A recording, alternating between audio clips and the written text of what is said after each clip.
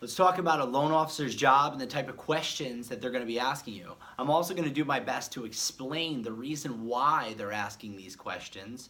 That way, if you understand it more, you'll be more comfortable answering them. Because after all, unless you got the cash, you need them to execute on the home. So let's go back a little bit. 2008, we're all aware that the market shifted into a recession, and for the worse, it shifted downwards. So this forced the government to put more regulations on the lenders. So it restricted the way it restricted their lending. They need more information to make sure that you're a secure borrower to lend to you. And the reason why they did this is the government wants to try to prevent a future shift. Now, it used to be if you had a Social Security number and a pulse, you pretty much get a loan, and it is not like that anymore. Now, your loan officer is going to ask you general questions and build out a profile. What's your name, your government name? Are you known by any other aliases? They're going to need your contact information and where you live. And most people don't have problem giving that up. But the things that they do start to hesitate as giving up is, what do you think your credit score is? Now, let's talk about that briefly. Whatever you think your credit score is, it's most likely going to be lower in the loan officer's eyes. And the reason why is because you're checking in on these free credit score sites, which are going off what's called a FICO 8. A FICO is an aggregated credit score by different companies. And they're using the newest algorithm where real estate tends to be in the Stone Age, and they're going off of a FICO 2 or 4. Now, I don't know why they haven't caught up to the newest technology, but I do know that most of my clients, when going to a loan officer, are a little set back or astonished that their credit score is lower than what they presumably thought.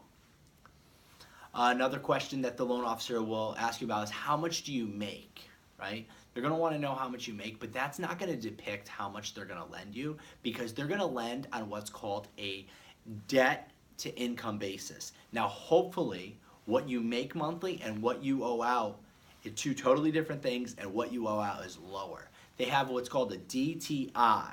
Now, I try not to use acronyms when I'm speaking with my clients, but a lot of professionals do. So DTI is the debt to income ratio, how much you make and how much you owe out.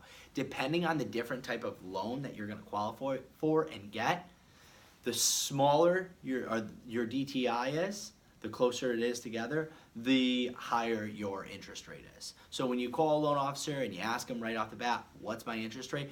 They're not going to be able to tell you that accurately until they obtain this information for you. Now, you can tell a good loan officer when they ask you questions like this. Where do you work? How long have you worked there? Because they're going to want work history. Every question they're going to be asking from you, because of the government regulations, they're going to want to be sourcing from. They're going to ask you how much money you have in the bank. Whoa, we're getting personal now. You're buying a house. How much money do you have in the bank? They want to make sure that you have enough. Because if you show up at the closing table and you don't have enough, then you got to borrow it from somewhere. And then they're going to ask you, a good one's going to go into more detail. Are you borrowing money for your closing costs or your down payment? If so, will the funds be able to be sourced? By sourced, it means whoever you're borrowing the money from, will they give their bank records? Will they write a letter saying that this money is a gift and it does not need to be paid back? Because mortgage companies don't want to lend out knowing that you're borrowing from another place. Because who are you most likely to pay back when the chips are down? Your mother or the loan company? I guess it depends on what type of person you are. These are just general questions that a loan officer will ask you. And the more professional they are and the better rapport they build with you, they'll go deeper and deeper and deeper. And they'll get to know you and your finances as thoroughly as possible. And this way, they can lend to you, and not only lend to you, but they can make the road as least bumpy as possible. Because as you're going to find out later, the mortgaging process is probably the most frustrating process of buying a house. So, next video we're going to talk about what you can be doing to pre-qualify your loan officer to make sure you're going with the right one.